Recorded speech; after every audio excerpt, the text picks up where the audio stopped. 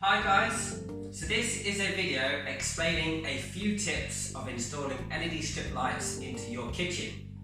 Now this is based on any white LED strip lights. We've also done a video for colour changeable LED strip lights. So if you decided for white LED strip lights, you then have the question of what colour should you be looking for? Well, with the colours, we have 2400, which is a very warm white, right the way through to an extra cool white, around about 6000 Kelvin.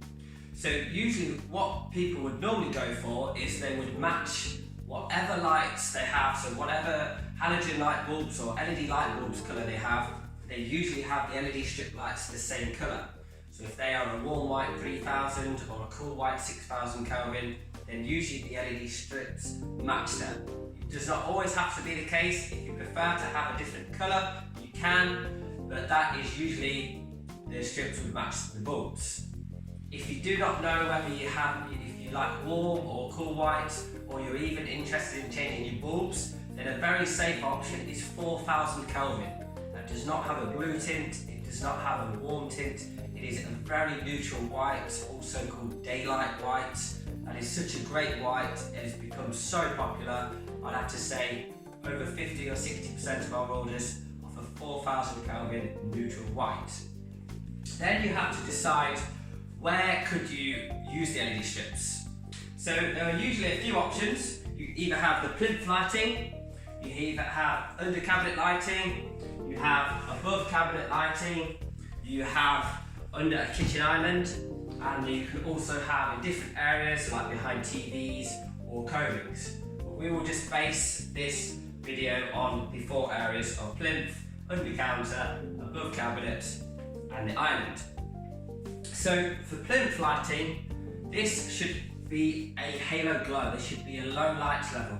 You would not want a super high bright strip there, so all your eyes is catching to a really bright strip. That is not the idea of the plinth lighting. It should be a smooth, low level glow.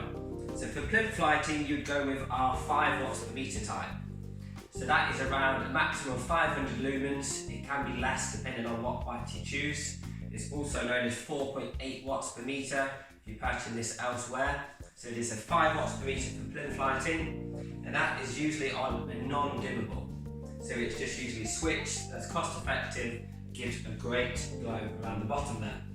One of the tips is if you have a shiny reflective tiles, then try and stick the LED strip either on its side facing across, or if you're sticking it underneath facing down, use an aluminium profile, so the LED strip gives a diffused look in the reflection of the tiles.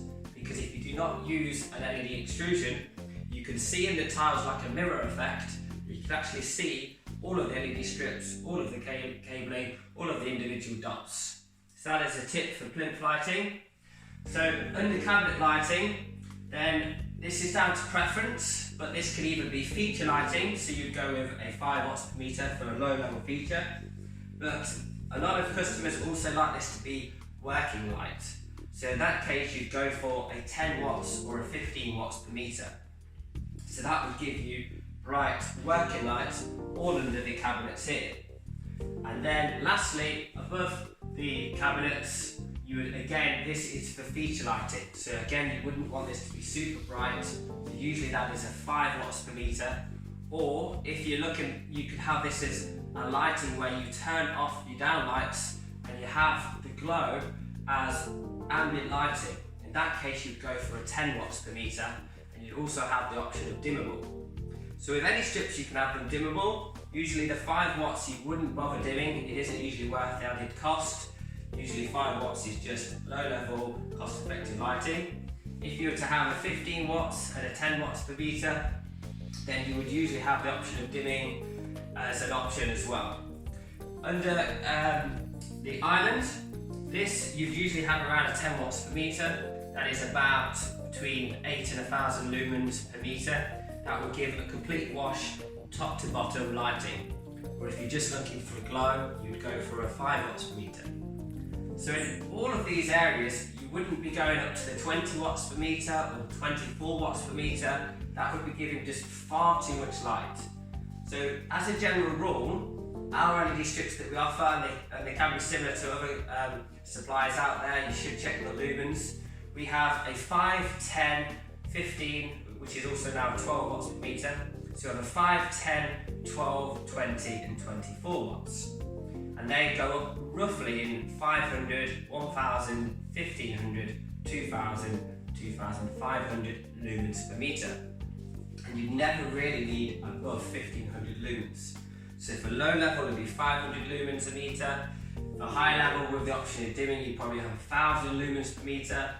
For under cabinet lighting, you probably have 1500 lumens per meter for working light. So you usually wouldn't go up to 20 or 24 watts per meter strips. Now, when would you use an LED extrusion? Well, if you stuck the LED strip under here, facing downwards, that would work. You'd get a nice glow from that, it would be a wash. But if you were to look under, you could actually see the LED strip, and not everybody likes that.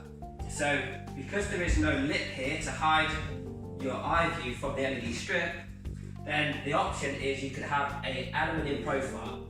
And we do various types. You could either have a very shallow surface mount type, or you could have a shallow recess type if you have enough area to actually cut out the wood for the extrusion to slot into. So you'd either have a surface mount type that you can see, but it looks more like a finished product, or you'd have a recess type where it would be flush. So that's the LED extrusions. And for the option of wiring, so it depends on whether you're at first fix or second fix, or whereabouts you are, whether this is a new kitchen or you're trying to retrofit, because the most cost-effective option is if you had all of the strips that you wanted to control together wired back to one power supply.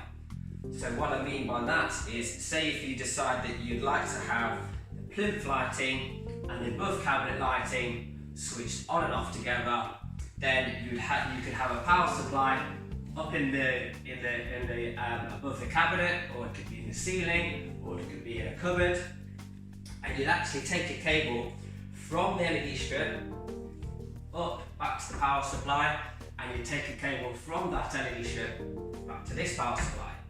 And both of those can be switched together. If an electrician has taken a power supply to a light switch, it can be switched together on and off. That way you're saving money rather than having a power supply for the bottom strip and a power supply for the top strip. So that is a couple of tips, but in some cases you may have only had two 40 volt cable to the bottom strip and two 40 volt cable to the top strip, and your only option is that you have a power supply for both. But if you can still wire both cables back to a light switch, they can still be switched together. Now, in terms of dimming, there are various options for dimming. So you could either wire the power supplies, so an electrician can wire the power supplies to a rotary dimmer switch. So you can either have all of the lights on one rotary dimmer switch, or you can have several dimmer switches, one for the under the cabinet, one for the above cabinet, one for plinth, all on rotary dimmer switches. You could have the under cabinet dimmer ball, and you could have the plinth just switched. Or if you're looking for more wireless control, we offer remote control dimmers. So you could have multi-zone dimmers, for example, where the one remote control, you can select each area independently or each area together, synchronized. You could have wall controllers, so a wireless wall controller, so you do not have to take a cable from the power supply over to a rotary dimmer switch. You could have a power supply with a wireless receiver, and that can wirelessly link to a wall switch. So the wall switch could be on the wall. We do two types, either battery powered or 240 volt type, and that receiver can wirelessly link to the dimmers. So there is so much information out there, and I know I've been speaking very fast and it's all quite a lot of information to take in. But do comment away, check on our website. We do have pages, we do have blogs explaining this in more detailed, probably more easier to understand than what I've been waffling on about. But yeah, sure to subscribe, check out InStyleLED.co.uk, and there's also a video on the colour changing version of the LED strips as well.